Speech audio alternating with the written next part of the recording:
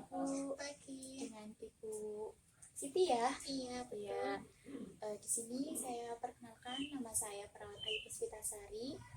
Di sini saya akan melakukan memberikan pendidikan kesehatan Ibu terhadap Ibu tentang bagaimana penyakit hipertensi atau darah tinggi. Sebelumnya saya mau tanya, apakah Ibu tahu tentang penyakit hipertensi atau darah tinggi itu apa? Kalau penyakit hipertensi saya nggak tahu. Saya tahunya cuma penyakit darah tinggi doang. Ya, seperti itu ya Bu. Baik, saya akan menjelaskan ya Bu tentang penyakit hipertensi atau darah tinggi. Ya, penyakit hipertensi atau darah tinggi adalah suatu kondisi di mana tekanan darah itu menaik, Ibu. Berarti bukan dalam keadaan nilai normalnya. Ketika orang yang biasa atau tidak mempunyai riwayat hipertensi atau darah tinggi, maka tekanan darahnya adalah 120/80 mmHg. Itu adalah nilai normalnya. Jika Ibu seorang yang mempunyai riwayat hipertensi ataupun mempunyai darah tinggi seperti itu biasanya nilai tekanan darahnya adalah 130 ke atas sampai 100, intinya 130 ke atas. Itu mungkin bisa sampai yang lansia bisa sampai 160, 180 seperti itu. Jadi mengerti ya Bu untuk pengertian sendiri. Baik, saya lanjutkan ya Ibu. Untuk penyebab-penyebab hipertensi ada beberapa macam, nanti saya akan jelaskan. Antara lain yaitu stres, dimana ketika stres akan memancing untuk terjadinya resiko hipertensi atau tekanan darah tinggi, karena disebabkan oleh mungkin ketika ibu stres tidak bisa tidak bisa tidur dengan baik, pola tidurnya tidak teratur, jadi mungkin bisa menyebabkan resiko terjadinya hipertensi. Jadi harus menjaga pola tidurnya Ibu dan jangan tidak boleh stres.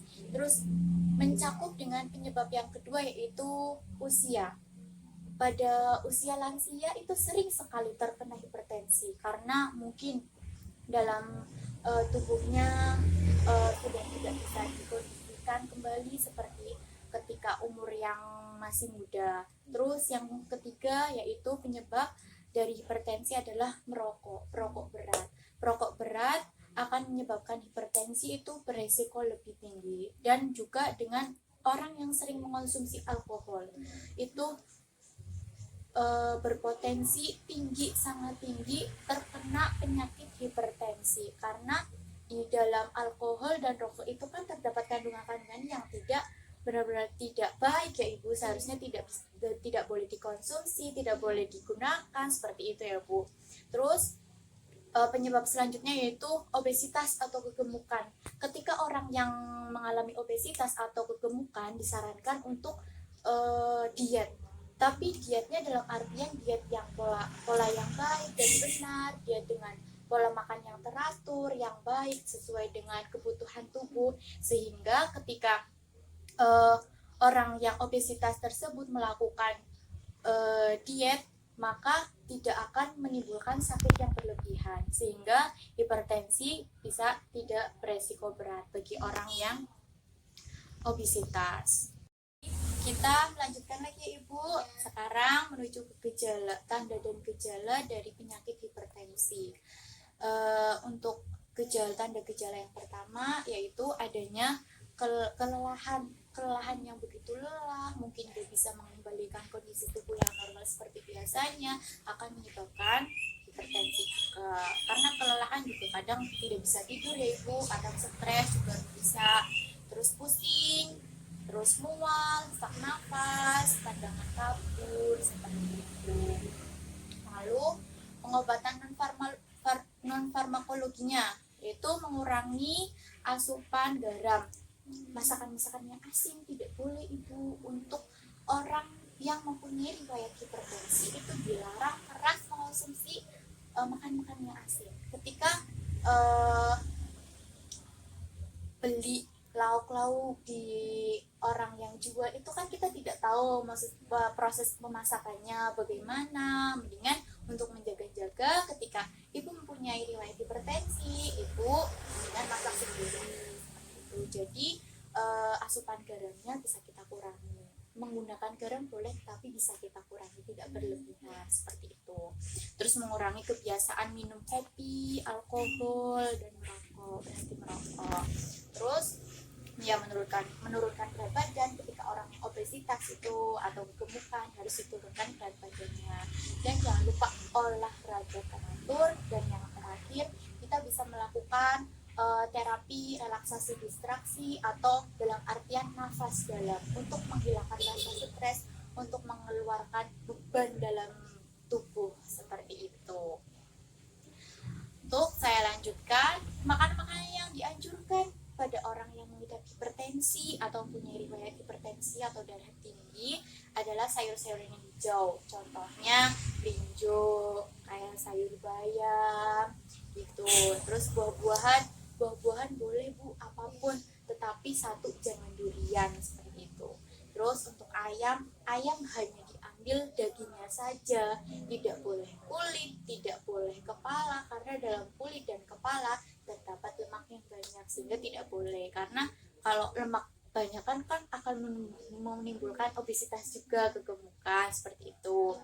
Terus untuk makan-makan yang harus dijauhi, yaitu makan-makan kaleng, makan-makan cepat saji seperti kayak burger seperti itu, terus mie instan, terus minuman-minuman kaleng ya. Terus makan-makan yang harus dijauhi kembali adalah daging segar yang merah seperti hati ayam, sosis, terus daging kambing yang segar, terus makan-makan yang bersantan itu kan mengandung lemak yang banyak gitu Ibu.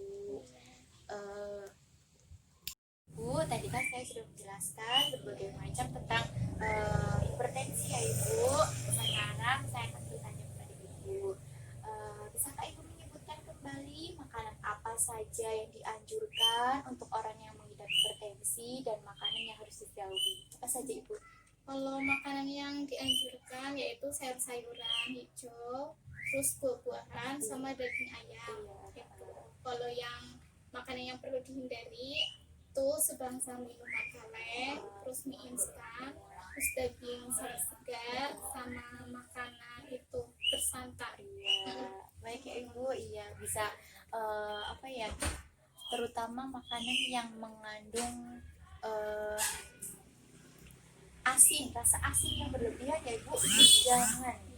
Boleh asin tapi dikurangi rasa asinnya. Jangan terlalu menimbulkan seperti itu. Biasanya kan ada orang yang tipe-tipenya makan harus asin kayak gitu, harus kayak gitu. Itu dijauhi kalau untuk orang yang mengidap atau mempunyai riwayat hipertensi seperti itu Ibu. Ini brosurnya atau leafletnya, barangkali nanti Ibu bisa mereview kembali, atau nanti ada saudara yang mempunyai riwayat hipertensi kembali, atau ada adik-adik atau kakak yang atau orang tua bisa dikasih tahu untuk bagaimana sih proses hipertensi itu, makanan apa saja sih yang harus dihindari, makanan apa saja sih yang harus dimakan. Seperti ya Bu, terima kasih.